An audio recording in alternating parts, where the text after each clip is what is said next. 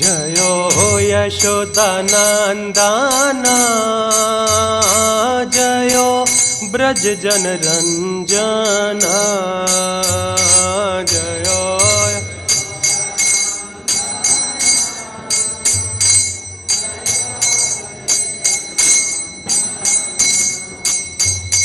जयो यशोदानन्दन जयो ब्रज जनरञ्जन जयो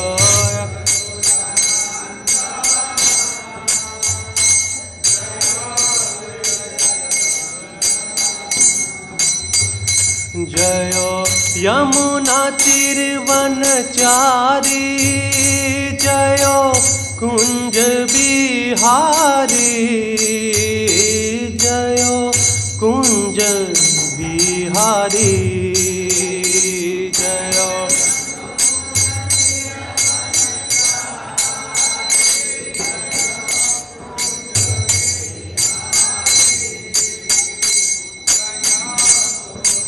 सभी गाइए। जयो यमुना तीरवनचारी जयो कुंज बिहारी जयो कुंज बिहारी जयो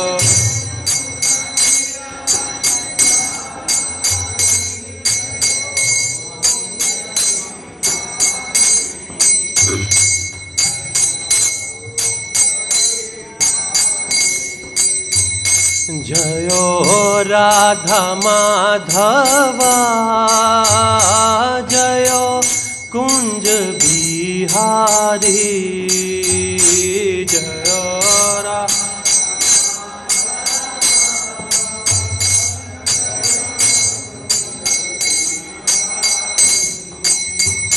जयो श्री कृष्ण चैतन्य प्रभु नित्यानंदा श्री अद्वैता गदाधर शिवसादि गौर भक्ता वृंदा जयो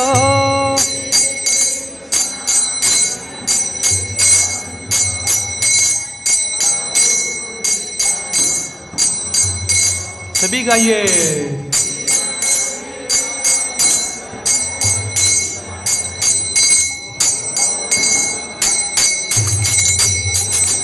हरे Krishna Krishna Krishna Hare Hare Hare Ram Ram Ram Hare Hare Hare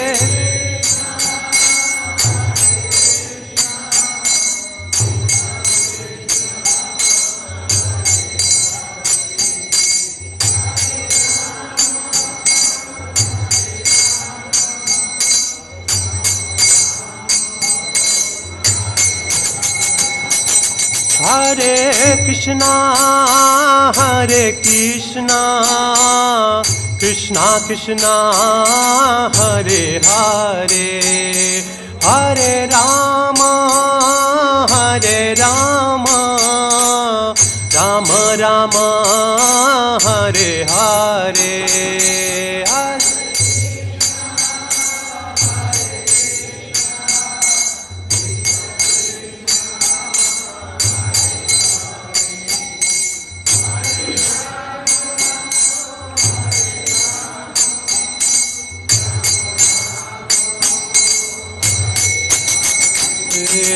Hare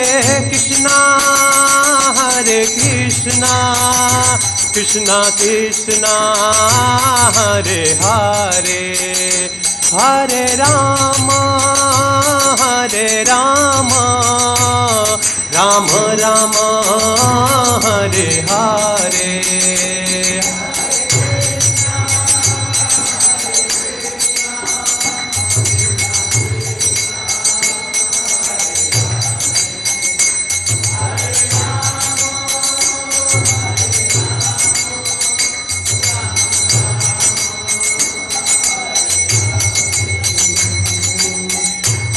Krishna Krishna Krishna Hare Hare Hare Ram Ram Ram Hare Hare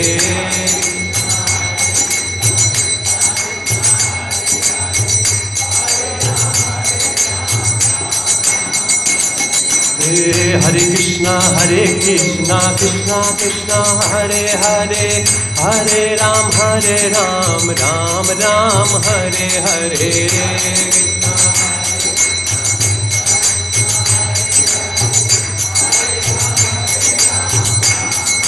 Hare Hare Krishna Krishna Krishna Hare Hare Hare Ram Ram Ram Hare Hare Hare Hare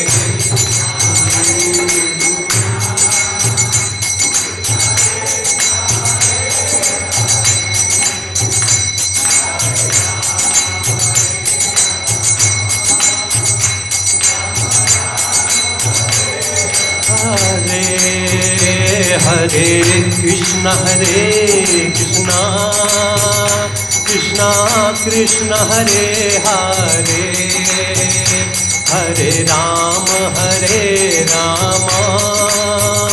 Ram Ram Hare Hare Hare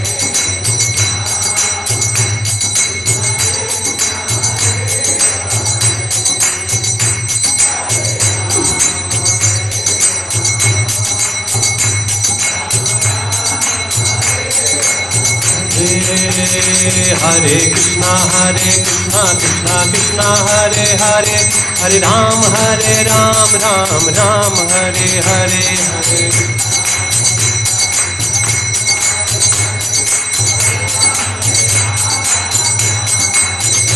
Hare Krishna Krishna Krishna Hare Hare Hare Ram Ram Ram Hare Hare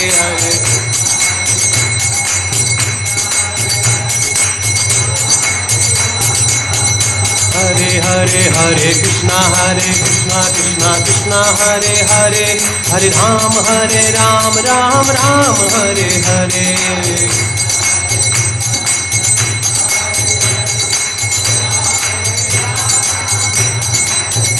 Jayo Prabhupada Jayo Prabhupada Jayo Prabhupada Srila Prabhupada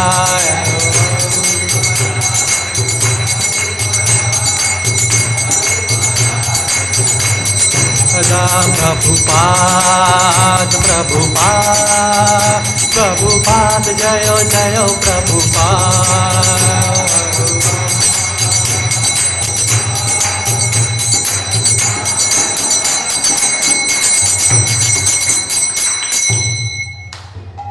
Om Namo Bhagavate Vasudevaya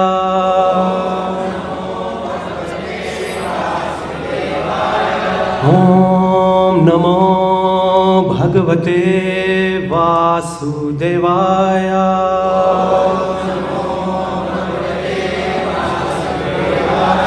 Om Namo Bhagavate Vasudevaya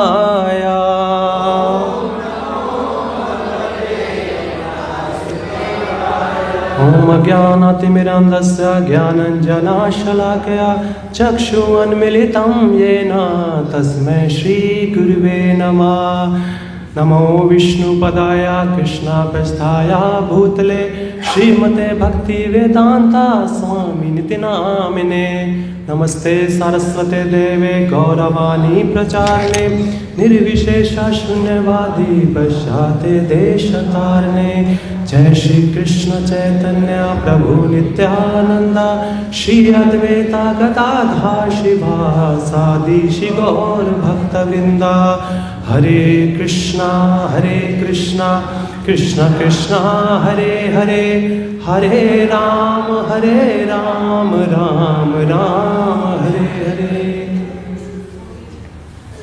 हरे कृष्णा। सभी भक्त लोगों का स्वागत है आज के सायंकाल भागवत गीता कक्षा में। तो आज हम लोग श्रवण करेंगे भागवत गीता के तीसरे अध्याय का शीर्षक है कर्मयोग और उसका 15वां श्लोक लेंगे हम।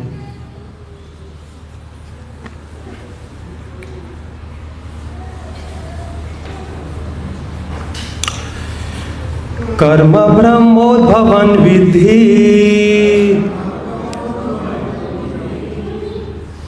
ब्रह्म अक्षरा समुद्भवाम् तस्मात् सर्वागतं ब्रह्म नित्यं यजने प्रतिष्ठितम्। कर्म ब्रह्मोद्भवन् विद्धि ब्रह्म अक्षरा समुद्भवाम् तस्मात् सर्वागतं ब्रह्म नित्यं यजने प्रतिष्ठितम्। कर्म ब्रह्मोद्भवन् विद्धि ब्रह्म अक्षरा समुद्भवाम् तस्मात् सर्वागतं ब्रह्म नित्यं यजने प्रतिष्ठितम्।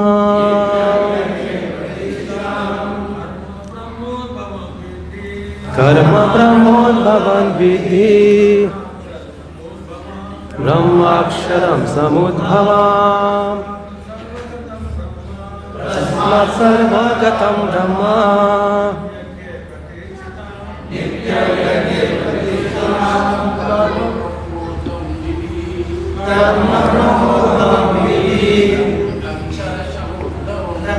ब्रह्माक्षरं समुद्भवाम्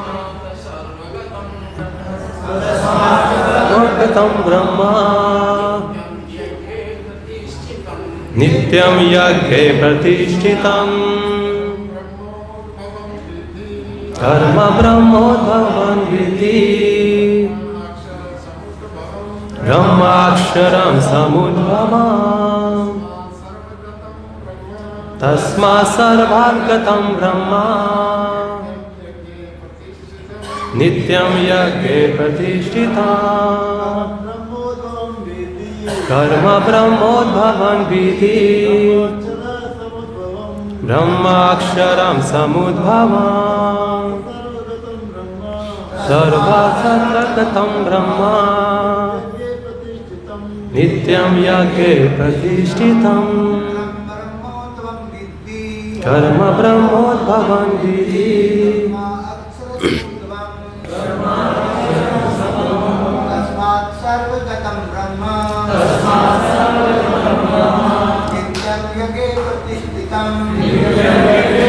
माता जी कर्म ब्रह्मोद्भवन् विद्धि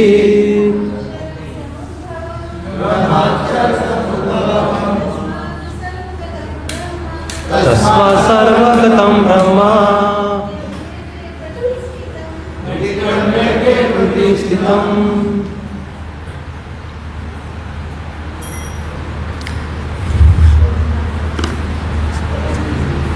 कर्म ब्रह्म वेदों से उद्भवम उत्पन्न विधि जानो ब्रह्मा वेद अक्षर पर ब्रह्मा से समुद्भव साक्षात प्रकट हुआ। तस्मात् अंततः सर्वगतम सर्वव्यापी ब्रह्मा नित्यम शाश्वत रूप से यज्ञ में प्रतिष्ठितम स्थित। अनुवाद एवं तात्पर्य श्रील प्रभुपाद जी के द्वारा। श्रील प्रभुपाद की अनुवाद। वेदों में नियमित कर्मों का विधान है और ये वेद साक्षात श्री भगवान पर ब्रह्म से प्रकट हुए हैं। फलतः सर्वव्यापी ब्रह्मा यज्ञ कर्मों से सदा स्थित रहता है। तात्पर्य इस श्लोक में यज्ञार्थ कर्म अर्थात कृष्ण को प्रसन्न करने के लिए कर्म की आवश्यकता को भली भांति विवेचित किया गया है। यदि हमें यज्ञ पुरुष विष्णु के परितोष के लिए कर्म करना है तो हमें ब्रह्मा या दिव्य वेदों से कर्म की दिशा प्राप्त करनी होगी। अंततः सारे वेद कर्मोद्देशों के संहिताएं हैं। वेदों के निर्देश के बिना किया गया कोई भी कर्म विकर्म या अवैध अथवा पापपूर्ण कर्म कहलाता है। अंततः कर्मफल से बचने के लिए सदैव वेदों से निर्देश प्राप्त करना चाहिए। जिस प्रकार सामान्य जीव में राज्य के निर्देश के अंतर्गत कार्य करना होता है, उसी प्रकार भगवान के परम राज्य के निर्देशन में कार्य करना चाहिए। वेदों में ऐसे निर्देश भगवान के शाश्वत से प्रत्यक्ष प्रकट होते हैं। कहा गया है, अस्य महतो भूतस्य निश्वसितम एतत् यद ऋग्वेदो चतुर्वेदः समावेदो अर्थवगिरसः। चारों वेद ऋग्वेद यजुर्वेद सामवेद तथा अर्थवेद भगवान के श्वास से अद्भुत हैं। ब्रह्म नारदीय उपनिषद ब्रह्म संहिता से प्रमाणित होता है कि सर्वशक्तिमान होने के कारण भगवान अपने श्वास के द्वारा बोल सकते हैं। अपनी प्रत्येक इंद्रियों के द्वारा अन्य समस्त इंद्रियों के कार्य संपन्न कर सकते हैं।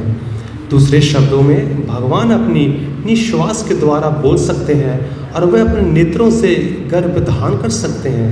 वस्तुतः क्या कहा जाता है कि उन्हें प्रकृति की दृष्टिपात किए और समस्त जीवों को गर्भस्थ किया। इस तरह प्रकृति के गर्भ में बुद्ध जीवों को प्रविष्ट करने के पश्चात उन्होंने उन्हें वैदिक ज्ञान के रूप में आदेश दिया, जिससे वे भगवत धाम वापस जा सकें। हमें यह सदैव स्मरण रखना चाहिए कि प्रकृति में सारे बुद्ध जीव भौतिक भोग के लिए इच्छुक रहते हैं, किंतु वैदिक आदेश इस प्रकार बनाए गए हैं कि मनुष्य अपने विकृत इच्छाओं की पूर्ति कर सकता है और तथाकथित सुख भोग पूरा करके भगवान के पास लौट सकता है। बुद्ध जीवों के लिए मुक्ति प्राप्त करने का यह सुनहरा अवसर है। अंततः उन्हें चाहिए कि कृष्ण भावना भावित होकर यज्ञ विधि का पालन करें। यहाँ तक कि जो वैदिक आदेशों का पालन नहीं करते वह भी कृष्ण भावनाविद के सिद्धांतों को ग्रहण कर सकते हैं, जिससे वैदिक यज्ञों या कर्मों की पूर्ति हो जाएगी। श्रील प्रभुपाद की जय। ये देखिए, कोई मुझे बता सकता है कि ये कौन किससे बात कर रहा है यहाँ पर? सॉरी गुरुजी, कौन? ये नारद मुनि जी बोल रहे हैं ये वर्ड्स। ये भगवान बोल रहे हैं। नारद मुनि तो भागवत गीता में है ही नहीं। देखिए, ये जानना बहुत ज़रूरी होता है कि कहाँ से कैसी कन्वर्सेशन चल रही है और कौन किससे बात कर रहा है। यहाँ भगवान अर्जुन से बातचीत कर रहे हैं। अब देखिए, ये तीसरा अध्याय है। अगर हमने सेकंड अध्याय को, दूसरे अध्याय को ध्यान से पढ़ा होगा तो भगवान ने कर्म योग, ज्ञान योग, बुद्धि योग, भक्ति योग को थोड़ा थोड़ा छुआ था, थोड़ा थोड़ा उनके बारे में बताया था। और जो तीसरा चैप्टर है, जो तीसरा अध्याय है कर्म योग, यहाँ से ये ABCD से शुरू कर रहे हैं। ऐसा क्यों कर रहे हैं? क्योंकि अर्जुन का एक प्रश्न था, मैं काम करूं कि ना करूं। कृष्ण, तुम मुझे बोल रहे हो कि मुझे अपनी बुद्धि का इस्तेमाल करना है कार्य करते हुए, तो मुझे समझ में नहीं आ रहा है। मुझे तो लगता है मुझे त्याग करके पहाड़ पे चले जाना चाहिए। तो मेरे लिए तो यही है, मैं अपनी बुद्धि का इस्तेमाल कर रहा हूँ। तुम मुझे बोल रहे हो ये युद्ध करो। युद्ध तो सबसे घिनौनी चीज़ है। यहाँ पे खून बहता है, लोगों के जो सब परिवार है वो सब अलग हो जाते हैं, और तुम मुझे चाहते हो कि मैं अपने ही परिवार वालों को सबको अलग कर दूँ। ये कैसा है? तुम्हारी बातें मेरी समझ में नहीं आ रही। मुझे अच्छी तरह से बताओ क्या करना है। मैं त्याग करूं कि कर्म करूं? ये अर्जुन का प्रश्न था इस तीसरे अध्याय का पहले वर्ष का, कि मैं त्याग करूं कि मैं कर्म करूं। तो भगवान उसको समझाते हुए निष्काम कर्म योग के बारे में बताते हैं। अभी मैं 2-3 श्लोक पीछे जाऊंगा, क्योंकि हमें जो आज का श्लोक है, क्योंकि कुछ भक्त लोग नए आए हैं, उनको समझने में थोड़ी दिक्कत होगी कि ये हो क्या रहा है यहाँ पे, कि एकदम से भगवान ने कुछ बोल दिया, ऐसे नहीं है। उसके पीछे लिंक है उसका, एक वर्ष एक श्लोक दूसरे श्लोक के पीछे से चलता आ रहा है, उसको सपोर्ट कर रहा है। तो देखिए मैं आपके लिए 2-3 श्लोक है उसको पढ़ देता हूँ ताकि आपको पता लगे यहाँ पे क्या हो रहा है। यहाँ पे भगवान अर्जुन को छोटे से शुरू कर रहे हैं, नीचे से उनको कर्म कांड से करते हुए उसको कर्म योग की तरफ लेकर आ रहे हैं। अर्जुन देखो, वो कोई साधारण मनुष्य नहीं था, वो एक भगवान का बहुत शुद्ध भक्त था, और भगवान ने उसको इस तरह अपनी योग माया से विचलित किया ताकि अपने शुद्ध भक्त को एक माध्यम बना के आने वाली पीढ़ी को वो एक भागवत गीता का ज्ञान दे सके। क्या अर्जुन को ये सब नहीं पता था? वो बचपन से भगवान के साथ खा रहा है, बैठ रहा है, उठ रहा है, बोल रहा है, चाल रहा है, खेल रहा है, हर कार्य वो भगवान के साथ कर रहा है और हर समय भगवान का चिंतन कर रहा है। उसको ये कर्म योग जानने की क्या जरूरत है कि भगवान ने उसको इस तरह विभूषित किया कि उसको समझ में ही नहीं आ रहा है कि मेरे लिए कर्म करना क्या है, मुझे करना क्या एक्चुअल में। भगवान कह रहे बुद्धि इस्तेमाल करो, और मैं बुद्धि इस्तेमाल करके सोच रहा हूँ कि मुझे लड़ाई नहीं लड़नी है, मगर वो अपने हित के लिए लड़ रहा था, वो अपने स्वार्थ के लिए लड़ रहा था। अगर हम पहला अध्याय ध्यान से पढ़ें तो हमेशा अर्जुन ने आखिरी में 6-7 बारी एक शब्द यूज़ किया था, स्वजन स्वजन स्वजन, मेरे स्वजन मेरे स्वजन मेरे स्वजन। जैसे श्रील प्रभुपाद जी इंग्लिश में कहते हैं माई किन्समैन, मेरे अपने लोग, मेरे ससुर, मेरे पितामहा, मेरे गुरुजी, मेरा साला, मेरा जीजा, मेरा फूफा, मेरा मासा, ये सब मेरे मेरे मेरे मेरे। उस मेरी मेंटालिटी को, उस स्वजन मेंटालिटी को भगवान यहाँ पे काट रहे हैं। और एंड में क्या बोलता है? मैं लड़ूंगा नहीं। भगवान बोल रहे हैं अरे यार तू भक्ति तो छोड़, भक्ति तो बहुत दूर की बात है, तू एक्चुअली जो तू क्षत्रिय है वो धर्म तो पूरा कर, क्षत्रिय धर्म तो पूरा कर, भक्ति तो मैं तुझे कुछ करने को नहीं बोल रहा हूँ। यहाँ पे तेरा प्रिस्क्राइब ड्यूटी है, जो कि प्रभुपाद जी लिखते हैं, क्या लिखते हैं? नियमित कार्य है। जैसे हम अच्छी तरह जानते हैं भागवत गीता और श्रीमद् भागवतम से कि 4 आश्रम हैं और हर किसी को अपने स्वभाव के हिसाब से अपना अपना आश्रम चुनना पड़ता है। तो हर भागवतम के अंदर हर जितने भी शास्त्र हैं बताया गया है, ब्रह्मचारी है तो आपका ये कर्तव्य है, गृहस्था है आपका ये कर्तव्य है, अब सन्यासी हैं, वानाप्रस्थी हैं, सबका ये कर्तव्य है। तो हर किसी का अलग अलग उनका एक प्रिस्क्राइब ड्यूटी बांधा हुआ है। आप अपने स्वभाव को पहचानिए, उसके अंदर आप एक्ट कीजिए। भगवान ने बोला अर्जुन को, अर्जुन तू एक क्षत्रिय है, तू बहुत ही महान क्षत्रिय है, अगर तू लड़ेगा नहीं तो आने वाली जनरेशन तेरे पे थूकेगी, तुझे बोलेगी तू नपुंसक है। क्या तेरे को ये अच्छा रहेगा? ये क्षत्रिय के लिए अपमान की बात है, ये मरने से भी घिनौने वाला काम है कि कोई तुझे बदनाम करेगा तेरे शौर्य को देखकर। तो तू कैसे कार्य कर रहा है? मैं तुझे नहीं बोल रहा हूँ तू मेरी बात मान, एटलीस्ट तू जिस चीज़ के लिए जाना चाहता है, तू एक राजा है, तू धर्म का पालन करता है अच्छे से, तेरे हाथ में गांडीव है। क्यों? क्योंकि अधर्मी लोग उससे अड़ खड़े हैं, तुझे अधर्म को फैलाने से रोकना है, तो एटलीस्ट वो कार्य तो पूरा कर। और तू क्या बोल रहा है? मैं नहीं करूँगा। भक्ति तो बहुत दूर की बात है, मेरा कहना तो दूर की बात है, तो वो सब छोड़ दे, तो एटलीस्ट अपना ये क्षत्रिय वाला कार्य तो कर। तो भगवान उसको वहाँ से उठा रहे हैं। देखिए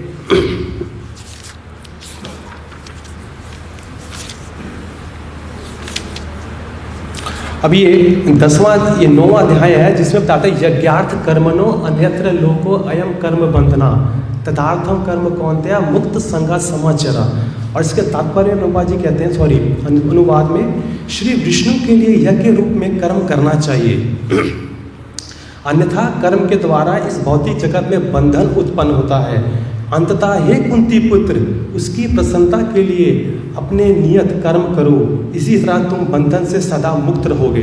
अब ये 10वें में भगवान आगे बोल रहे हैं, सृष्टि के प्रारंभ में समस्त प्राणियों के स्वामी ने विष्णु के लिए यज्ञ सहित मनुष्य तथा देवताओं के संततियों को रचा और उनसे कहा, तुम इस यज्ञ से सुखी रहो, क्योंकि इसके करने से तुम्हें सुखपूर्वक रहने तथा मुक्ति प्राप्त करने के लिए समस्त वंचित वस्तुएं प्राप्त हो सकती है।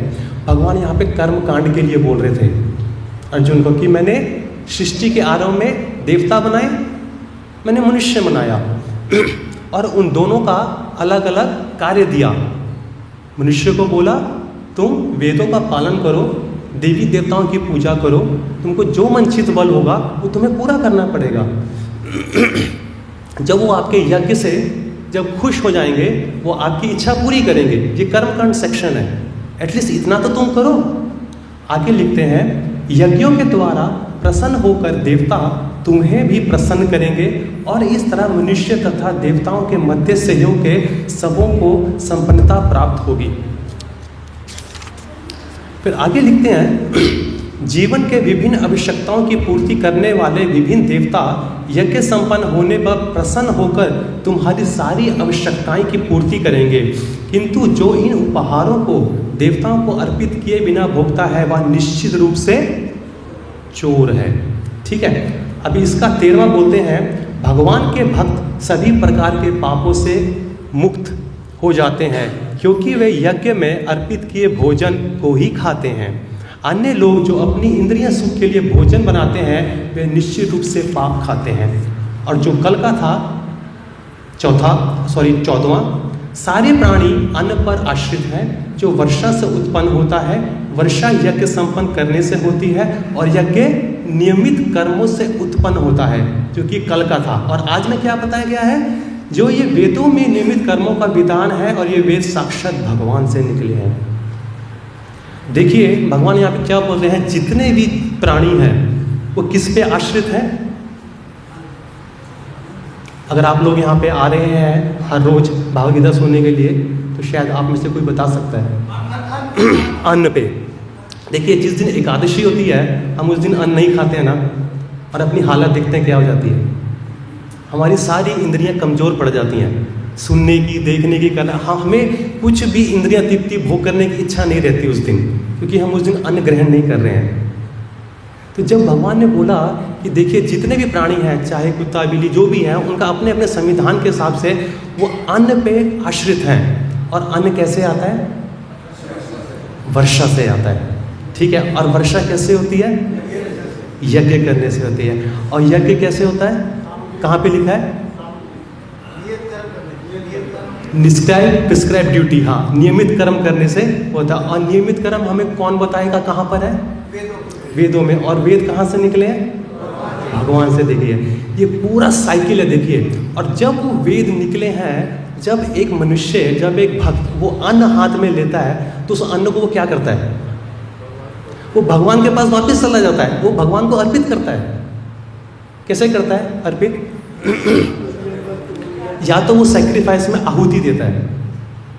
हम सब यज्ञ सेक्रीफाइस में बैठे हुए हैं, ठीक है ना। हम सबका, कुछ भक्तों का जिनका इनिशिएशन हुआ है, दीक्षा हुई है, हम देखते हैं मिडल फिंगर, रिंग फिंगर और थंब से चावल, अन्न, दान वो सब उठाते हैं, स्वाहा करते हैं। और अग्नि भगवान का मुख कहा गया है। एक तो वहाँ से भगवान को गया, और नहीं तो कुकिंग करके प्रसाद भोग लगा के भगवान को अर्पित करते हैं।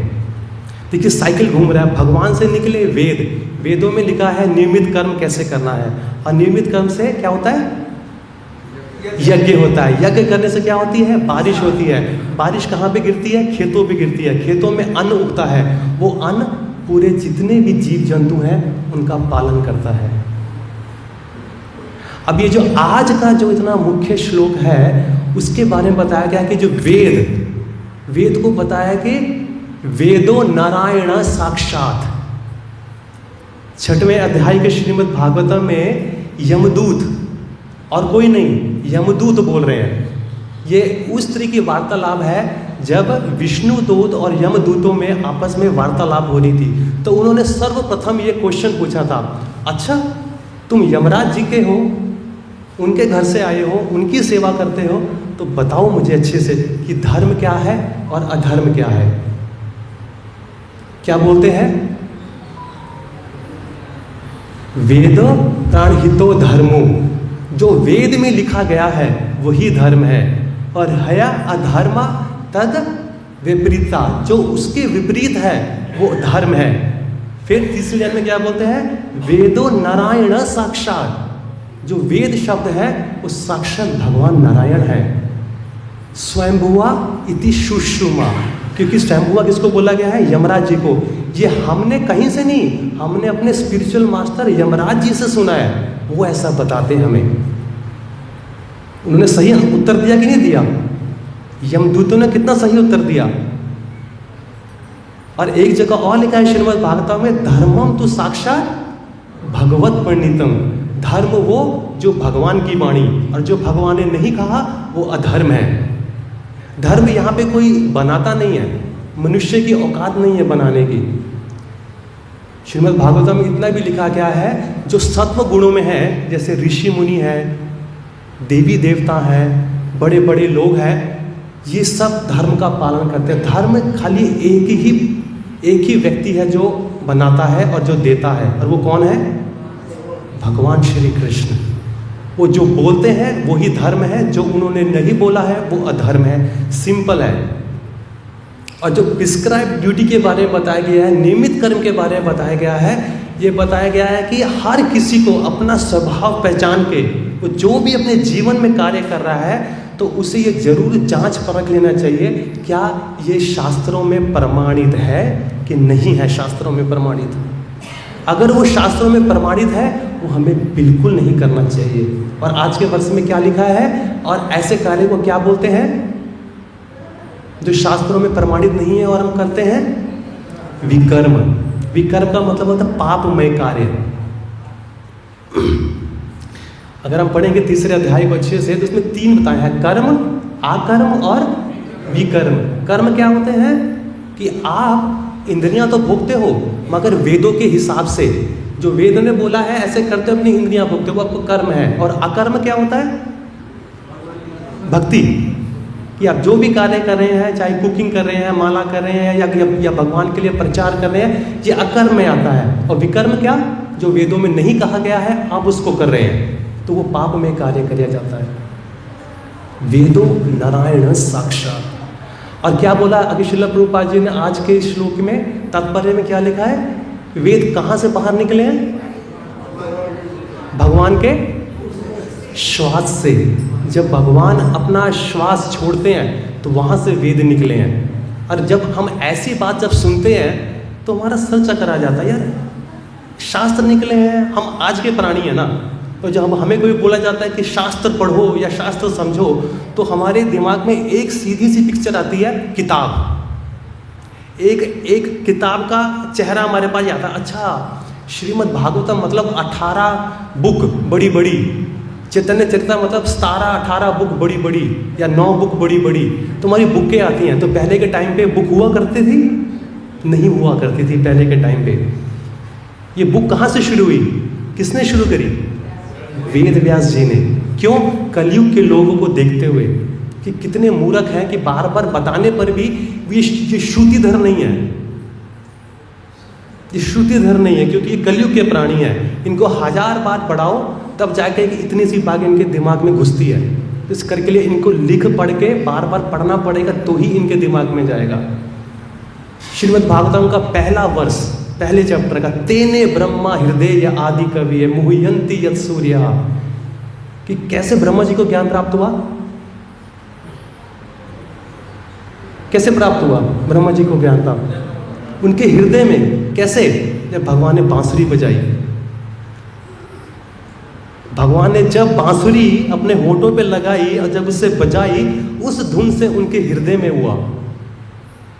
क्या हमारे में है ये शुद्धता है कि कोई बांसुरी बजाए और हमें पता लगे कि भागवत गीता के सारे श्लोक हमें याद हो जाएं, उनके मतलब याद हो जाएं और हम आत्म साक्षात बन जाएं? नहीं, ऐसा नहीं है। बहुत मुश्किल है, क्योंकि हम इस कलयुग के प्राणी हैं। तो इस कलयुग के प्राणी को क्या करना चाहिए?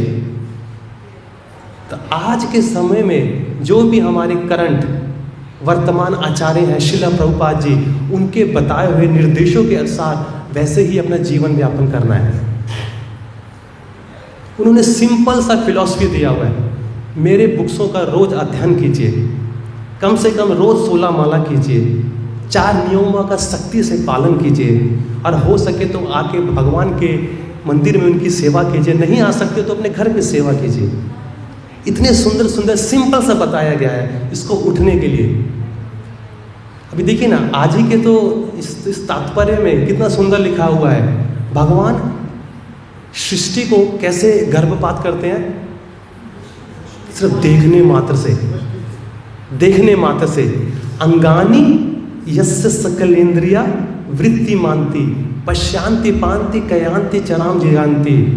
देखिए, भगवान अपना कोई भी कार्य अपने किसी भी अंग से कर सकते हैं। अब ये जो भक्त नहीं है, अगर कोई फिलॉसफी वाला आदमी है जो भौतिक जगत का सुनेगा, उसको तो माथा चकराएगा, यार ये तुम क्या बेवकूफ़ वाली बातें करते हो, ऐसे कैसे हो सकता है? इंसान कान से खा सकता है, आँख से बोल सकता है, देखने से किसी को गर्भवती कर सकता है, ये तुम ऐसे भगवान को पूछते हो? ये सिर्फ भक्तों के लिए मुमकिन है इस बात को हजम कर पाना, क्योंकि ये जो ऑलरेडी जो पहले से ही भगवान के प्रति अपना नास्तिकवाद रखता है, अब उसको कुछ भी बताओ वो अच्छी चीज़ को भी बुरी चीज़ ले लेगा। अभी देखिए, आपके सबके जीवन में कोई ना कोई ऐसा व्यक्ति है जिसे आप बहुत ज़्यादा प्यार करते हैं, बहुत ज़्यादा मोहब्बत करते हैं, और उसी व्यक्ति के बारे में अगर कोई तीसरा व्यक्ति आके कोई बुराई करे ना, अब क्या करोगे? हाँ नहीं तू झूठ बोल रहा है, इस व्यक्ति को तो मैं जानता हूँ अच्छे से, ये ऐसा है ही नहीं। अब क्या करते हैं? उसकी बात को नकार देते हैं। क्यों? क्योंकि आपको उससे प्यार है। और अगर उसने कुछ गलत भी किया है ना, तब भी उसे आप दरकिनार कर देते हैं, नहीं ऐसा हो नहीं सकता। क्यों? क्योंकि आपको उससे प्यार है।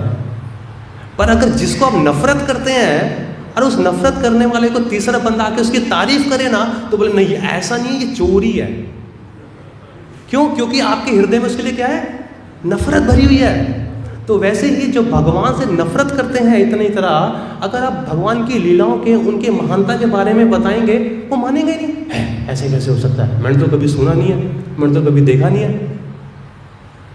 प्रभुपाद जी ऐसे लोगों को क्या बोलते हैं? कौन है ऐसे लोग?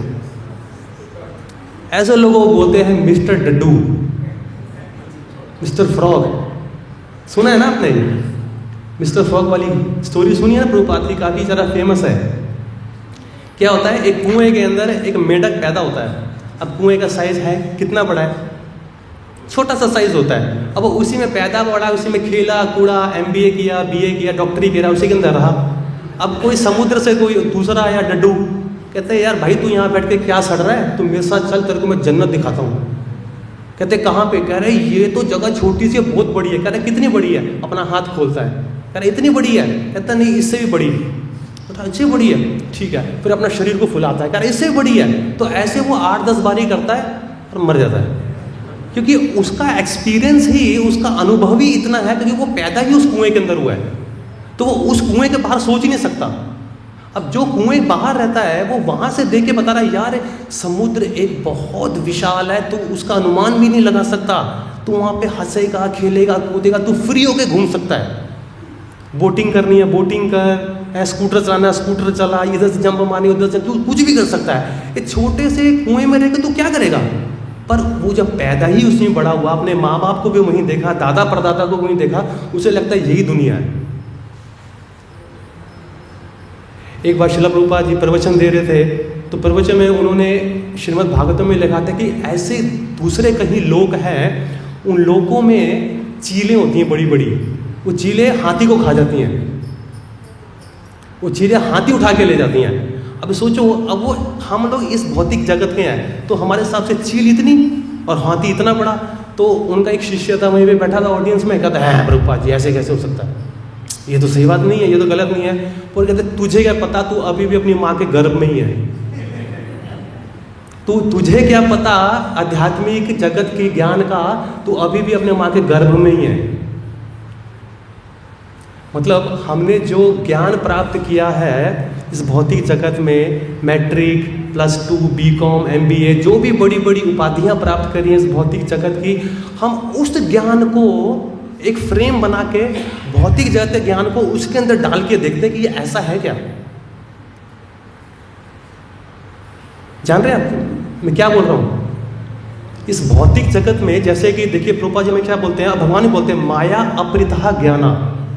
जो बड़े बड़े फिलोसफर्स हैं, डॉक्टर्स हैं, साइंटिस्ट हैं, उनको इस भौतिक जगत में इतना मान, इतना सम्मान, इतना पैसा मिल गया ना तो वो आध्यात्मिक ज्ञान को वो अपने भौतिक ज्ञान के अंदर घुसेड़ के देखते हैं कि ये क्या फिट बैठ रहा है। इम्पॉसिबल है। आप कैसे कर सकते हो? आध्यात्मिक क्या चीज है? सूक्ष्म है, ठीक है ना, स्पिरिट है। अब स्पिरिट को आप कैसे एक्सपीरियंस कर सकते हो? आप तो खुद भौतिक का एक्सपीरियंस है आपका। अभी देखिए एग्जाम्पल के तौर पे मैं आपको बताता हूँ, जैसे कि ये धरती, आकाश, वायु, ये सब है, ग्रॉस है ना, ये 5 स्थूल है और 3 क्या है? सूक्ष्म है, ठीक है। सूक्ष्म की हम बात ही नहीं करेंगे, हम तो स्थूल की बात करेंगे। देखो स्थूल के अंदर भी सटल आ जाता है जो कि हमें पता नहीं लगता, ठीक है। धरती है, धरती में आप क्या क्या कर सकते हैं? धरती में हम सूंघ सकते हैं, ठीक है, उसको छू सकते हैं, और क्या कर सकते हैं? उसको देख सकते हैं, और क्या कर सकते हैं? स्वाद का भी ले सकते हैं ना, ये है। अब इससे ऊपर जाइए, पानी, पानी में महक है, उसका एक एलिमेंट खत्म हो गया ना। पानी को आप सूंघ सकते हैं क्या? खुशबू आती है क्या? उसको आप देख सकते हैं, उसको आप छू सकते हैं, उसको आप महसूस कर सकते हैं, ठीक है। और उसके ऊपर जाइए, ठीक है, नहीं, अग्नि है, अग्नि है। अग्नि को आप क्या कर सकते हो? देख सकते हो। उसको सूंघ सकते हो? नहीं सूंघ सकते। उसको छू सकते हो? नहीं छू सकते हो, ठीक है। वो सटल हो रही है। जैसे जैसे हमारा स्थूल एलिमेंट जो ऊपर ऊपर जा रहा है वो अपने स्वभाव में सटल होता जा रहा है, सूक्ष्म होता जा रहा है, ठीक है। और उसके बाद आता है वायु। वायु अभी भी स्थूल के अंदर ही है। 5 स्थूल है ना, उस 5 स्थूल के अंदर ही है, ठीक है। वायु को आप सिर्फ महसूस कर सकते हो जब हवा चलती है, ना उसे आप देख सकते हो, ना उसे आप छू सकते हो, ना उसे सूंघ सकते हो, ना कुछ और कर सकते हो। अभी वो स्थूल एलिमेंट के अंदर ही है, अभी वो सूक्ष्म में आया नहीं है, ठीक है। और इसके अंदर फिर क्या है? आवाज। अब स्पेस, दायरा, अब कैसे एक्सप्लेन करूं मैं? फिर उसके बाद क्या आता है? बुद्धि। उसको कैसे एक्सप्लेन करूं मैं? वो कितनी सटल चली जाती है। और उसके ऊपर इंटेलिजेंस और कितनी सटल चले जाती है। उसके ऊपर अहंकार और कितना सटल चला जाता है। और उसके ऊपर आत्मा और सटल चली जाती है। उसके ऊपर परमात्मा और सटल चली जाती है। और बेवकूफ लोग बोलते हैं हाँ कृष्ण, उनको तो जानते हैं। सोच रहे हो कितना सूक्ष्म, कितना सूक्ष्म। अभी जस्ट खाली एलिमेंट ही है, हम एलिमेंट को के नेचर को नहीं समझ पा रहे हैं, तो भगवान के स्वभाव को कहां से समझेंगे? देख रहे हो? तो कैसे लोग बोलते हैं अरे कृष्ण, अरे जानते हैं उनको तो अच्छे से। ऐसे नहीं चलता है। तो भगवान ने बोला मुझे जानने के लिए वेद शास्त्रों को पढ़ना बहुत जरूरी है। 16वां अध्याय भागवत गीता का 23वां श्लोक बहुत ही सुंदर बताया गया है। यह शास्त्र विधिम उत्तरसज्जया वर्तते काम करता न सा सिद्धिम अवापनोति न सुखम न पराम गति। मतलब क्या है इसका? कि जो इंसान शास्त्रों के आदेशों को छोड़ देता है, मैं नहीं मानता, शास्त्र ऐसे बोलते हैं, और क्या कहता है? वर्तते काम करता, वो अपने काम वासना के अधीन होके अपनी बुद्धि सोचता नहीं जो मैं कर रहा हूँ ये ठीक है। उस इंसान की क्या होती गति? ना सुखम, ना उसे कहीं प्रकार की प्रसन्नता मिलती है, ना सुखम ना पराम गति, ना उसकी कहीं पे ऊंची उसकी दिशा होती है। वो इसी भौतिक जगत के बॉन्डर में फंसता ही रहता है, फंसता ही रहता है। श्रुति स्मृति पुराण आदि पंचरात्रि का विधि विदम एकांत की हरेर भक्ति उत्पाद आया एवं कल्पते। जो श्रुति स्मृति पुराण आदि इनसे अपने निर्देशों नहीं करता ना, इनका पालन नहीं करता, इनको पढ़ता लिखता नहीं है, ऐसा व्यक्ति क्या करता है? उत्पाद आया एवं कल्पते। उत्पाद का क्या होता है? मतलब शोर मचाना, समाज में उत्पाद मचाना, डिस्टर्ब करना सबको। उत्पाद आया एवं कल्पते, वो सिर्फ एक उत्पाद का कारण है। अभी देखिए कितने आध्यात्मिक ऑर्गेनाइजेशन खुल गई हैं, कोई शास्त्रों का प्रमाण नहीं है ना। वो यही बताते हैं कि भगवान ने शास्त्र में ये बोला है, किसी चीज़ का कोई रेफरेंस नहीं देते हैं, वो सिर्फ बोलते रहते हैं, बोलते रहते हैं, बोलते रहते हैं। और समाज में ऐसे लोग क्या है? उत्पाद आया एवं कल्पते, कि जो उनके फॉलोअर है उनको तो कुछ मिल नहीं रहा है, उनको तो प्रोसेस ही नहीं पता है कि उनको करना क्या है। आए हैं, बैठे हैं, भगवान की लीला सुनी है, डोनेशन मिल गया है, उनका भी काम हो गया, इनका भी काम हो गया, घर चले गए। पर करना क्या है आपके जाने के बाद? प्रोसेस क्या है, भगवत धाम जाएं कैसे, वो कौन बताएगा मुझे।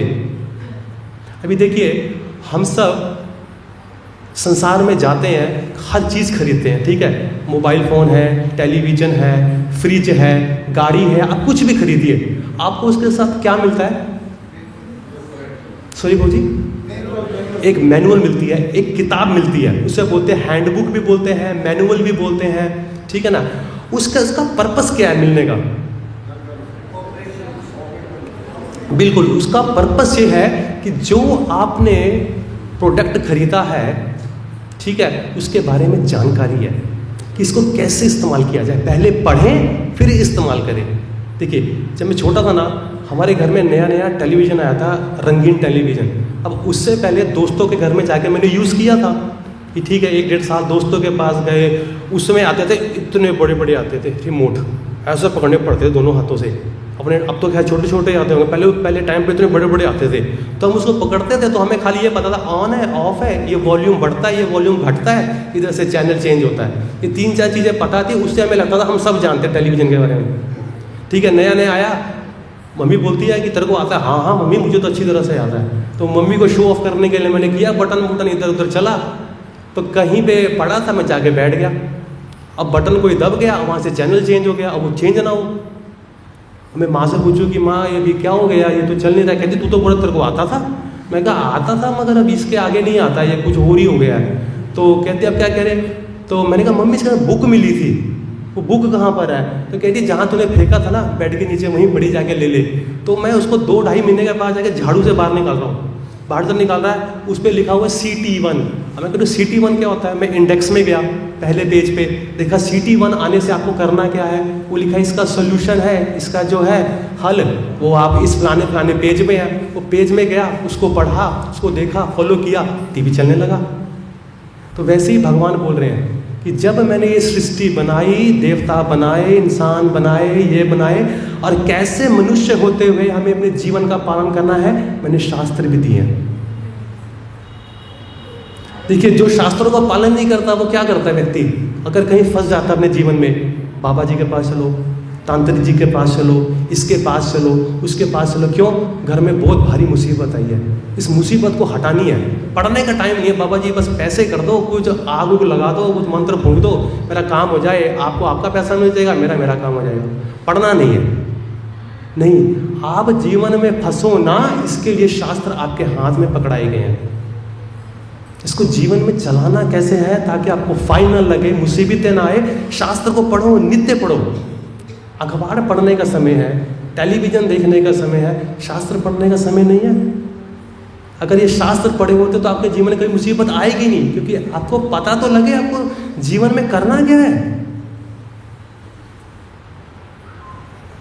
आपको पता तो लगे आपको जीवन में करना क्या है। दिशाहीन है हम। अभी देखिए, मैं 1 साल से पंजाबी बाग टेम्पल में था दिल्ली के, तो वहाँ पे मुझे एक सेवा दी गई थी कि 2.5-3 घंटे की ड्राइव पे एक जगह है रेवाड़ी करके, तो हमने वहाँ पे एक छोटा सा सेंटर खोला था। तो हम 2-3 दिन के लिए जाते थे, दो ब्रह्मचारी। तो एक दिन मैं वहाँ पे चैंटिंग कर रहा था पार्क में, तो वहाँ पे एक डॉक्टर साहब है, इनका हॉस्पिटल है। तो उन्होंने मुझे देखा, कहते मैं आपको 2-3 महीने से देख रहा हूँ, आप ना एक काम कीजिए, हमारे यहाँ पे रक्षाबंधन का त्यौहार है, हम 7 भाई बहन हैं, तो हम आ रहे हैं, कम से कम 30-35 लोग होंगे, 40 लोग होंगे, आप आके वहाँ पे कुछ बताइए भगवान के बारे में। हमने कहा ठीक है, आ जाएंगे। तो 12 बजे का टाइम फिक्स हुआ, और सब के सब, आप मानेंगे नहीं भक्त लोग, सब के सब डॉक्टर। वो प्रभु जी खुद भी GP थे, उनकी वो 3 बहनें 4 भाई थे। कोई गायनोकोलॉजिस्ट है, कोई कार्डियोलॉजिस्ट है, कुछ ऐसे सब के सब डॉक्टर की फैमिली थे, उनके बच्चे भी डॉक्टर थे।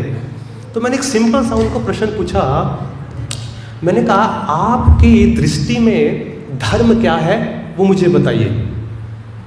सिंपल सा मैंने पूछा धर्म क्या है, तो सब ने अपना अपना फेंका, पड़ा जितना फेंक सकते थे। मेरे लिए धर्म है मेरी सास की सेवा, मेरे लिए धर्म है मेरे कुत्ते को खाना खिलाना, मेरे लिए धर्म है मेरा पेशेंट। ठीक है, अपना अपना सब ने फेंका कि मेरे लिए धर्म ये है, ऐसे करो, जो भी मन में आया। और बड़े बड़े डॉक्टर, इनके अपने अपने हॉस्पिटल हैं, ये इनकी हालात थी। तो सब ने बोला, मैंने उनसे एक क्वेश्चन पूछा, मैंने कहा आपने जो भी कुछ बोला है, क्या आप मुझे उसका शास्त्रिक प्रूफ देख सकते हैं? ये शास्त्र में ऐसा लिखा गया, शास्त्र से प्रमाणित है, मतलब कि अपनी बात की अथॉन्टिसिटी दे सकते हैं, अथॉरिटी दे सकते हैं जो आपने बोला है। कहते जी वो तो हमने कभी सोची नहीं है। तो मैंने कहा फिर कैसे बोल दिया? मैंने कहा फिर आपने कैसे बोल दिया कि धर्म क्या है? देखो ये सबसे अच्छी बात होती है, फॉरेन कंट्रीज में बोलते हैं कि आपको कुछ नहीं पता ना तो सिंपल बोल दो सर आई एम सॉरी मुझे नहीं पता है, तो आप मुझे बता दीजिए। कितना अच्छा है ना ये डीलिंग। अगर मैं किसी से कुछ पूछ रहा हूँ, प्रभु जी वाकई मुझे नहीं पता, आप मुझे बताइए, कितना प्यारा सा ट्रांजैक्शन हुआ है।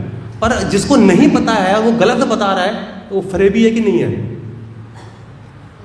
अभी कोई डॉक्टर साहब है, जैसे ये प्रभु जी हैं, मान लीजिए डॉक्टर साहब हैं, और ये कोई आके मुझसे पूछे प्रभु जी मेरे को ये बीमारी है, मैं कहूँगी यार तो ये खा ले वो खा ले वो खा ले। लेकिन प्रभु जी अगर आपको नहीं पता है तो किसी के पास भेज दो, आप क्यों आंसर दे रहे हो? आप तो उसे मार दोगे। तो उनमें से इतने बड़े बड़े डॉक्टर हैं, किसी ने कोई गारंटी नहीं ली। उन्होंने कहा जी सुना है जी, अखबारों में पढ़ा है जी ऐसा। मैंने कहा मैडम आपने प्रॉपर एक इंस्टीट्यूशन से पढ़ाई करी, आपने मेडिकल किया, 3 साल की डिग्री करी या 4 साल की प्रैक्टिस करी, फिर किसी दूसरे डॉक्टर के अंडर रह के आपने 4-5 साल 6 साल अच्छे से आप एक्सपर्ट हुए, उसके बाद जाके आपने हॉस्पिटल खोला, आपने इतना पढ़ाई इतना एक्सपीरियंस किया है, आप उसके बाद जाके आप डॉक्टरों को दवाई देते हैं। क्या ये डॉक्टरों को दवाई देना आपके माइंड का खेल है क्या? आपने कुछ भी मन में आपने बोल दिया? नहीं, आपने पीछे पढ़ाई करी है, आपने एक रिकॉग्नाइज इंस्टीट्यूशन के साथ पढ़ाई करी है, वहाँ से आपको डिग्री दी गई है, आपका टेस्ट हुआ है। तो वैसे ही भक्ति भी ऐसे ही है, एक प्रॉपर इंस्टीट्यूशन है जो कि ऑथोराइज्ड है भगवान के द्वारा, उनके द्वारा दी गई हुई किताबें हैं, उनके द्वारा दिए गए हुए टीचर हैं हमारे पास। तो हम उनको फॉलो करें कि जो माइंड में आया वही सब चलते रहें? नहीं, ये अलाउड नहीं है। तो भगवान ने इसीलिए बोला है कुछ भी करें शास्त्र से प्रमाणित होना चाहिए। और वो प्रमाण करने के लिए कोई भी अगर आपको एडवाइस दे, मगर एडवाइस उसकी मैच होनी चाहिए शास्त्रों में। ये तभी भी आपको शास्त्र पढ़ने हैं। आपको क्या पता, कोई भी सैफरन में आया, बैठा, तिलक मगर लगा रहा, बाल शेव करा, माता जी अब ये करो, प्रभु जी अब ये करो। पर आपको पता तो होना चाहिए भैया जो ये बोल रहा है कहाँ से बोल रहा है, उसका भी तो प्रमाण देना चाहिए। भगवान ने सिंपल सोल्यूशन बताया, प्रभुपाद ने आज के तात्पर्य के आखिरी 2-3 लाइनों में। ठीक है, अगर आपको करने का समय नहीं है शास्त्र पालन करने का, आप हरे कृष्ण का महामंत्र उठा लो, भागवत गीता उठा लो, ये एनफ है आपके लिए, ये बहुत है आपको तारने के लिए।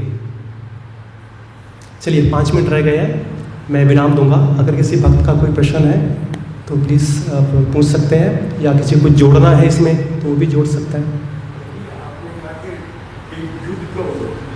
वो माइक ले लीजिए, माइक ले लीजिए ताकि सब सुन सके। भगवान कई बार बहुत बड़ी एक मीटिंग होती, उसमें भगवान ने समझाया था कि अर्जुन को रखो, करण को भी वो ले लीजिए, माइक ले लीजिए।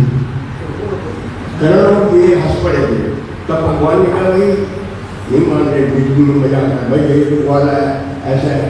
तब उन्होंने कहा कि भाई अब युद्ध करना पड़ेगा। अर्जुन को कहा कि मैं 2-3 बार मीटिंग करता हूँ, नहीं मान रहे। आप कह रहे हैं कि भगवान श्री कृष्ण की एक बार मीटिंग हुई थी करण के साथ, अर्जुन के साथ, सबके साथ बहुत बड़ी मीटिंग हुई थी। फिर उसमें भगवान का भी वो करा, नहीं मानी उन्होंने बात। हाँ, भगवान नहीं चाहते थे कि नहीं बिल्कुल, देखिए बिल्कुल देखो, भगवान और भगवान के भक्तों में कोई अंतर नहीं है। जो भगवान का मत है वो उनके भक्तों का मत है, क्योंकि भगवान की बातें ही उनका भक्त पूरी तरह बताता है। ठीक है ना, उनका हृदय बहुत ही कोमल है, बहुत ही दयालु होता है, दूसरे की पीड़ा देके। उन्होंने देखा, उन्होंने बहुत बारी दुर्योधन और पार्टी को अवसर दिया। देखिए इतना तक कह दिया कि युधिष्ठिर ने कि मुझे 5 गांव दे दो, क्योंकि हम लोग क्षत्रिय हैं, क्षत्रिय भीख नहीं मांगता है, हम 5 भाई दे दो, हम 5 भाई उसको रूल करेंगे, तुम्हारा जो तुम्हें सोना चांदी लेना, घोड़ा लेना ले लो। युधिष्ठिर क्या बोलता, वो क्या बोलता है, मैं इतना भी जमीन नहीं दूंगा कि जितनी सुई की नोक पे खड़ी हो सके, अब तो युद्ध हो के रहेगा। उन्होंने हर संभव प्रयास किया युद्ध ना हो, पर किसकी इच्छा थी युद्ध होने की? दुर्योधन की। तो जब उसकी इच्छा थी भगवान ने पूरी कर दी। अब क्या करें, भगवान सबकी इच्छा पूरी करते हैं, दुर्योधन की भी कर दी। भाई जो लातों के भूत है, अगर बातों से नहीं मान रहे हैं तो फिर लात तो देनी पड़ेगी। और कोई? प्रभु जी प्लीज माइक ले लीजिए। आपका कहना है कि दुर्योधन की इच्छा थी तो पूरा कर दिया, तो क्या कृष्ण की इच्छा नहीं थी युद्ध हो? कृष्ण की इच्छा बिल्कुल नहीं थी। अगर आप पूरा संदर्भ, आप तो मुझसे ज़्यादा सीनियर है, आपको भी पता ही है इस बारे में पूरा, कि कैसे बचपन से धृतराष्ट्र और दुर्योधन पार्टी ने मिलके कैसे ही गलत तरीके से सारी संपत्ति को हड़पने का प्रयास किया था। अब देखिए प्रभुपाद जी जो फर्स्ट है, जो पहला अध्याय है, उसमें लिखते हैं कि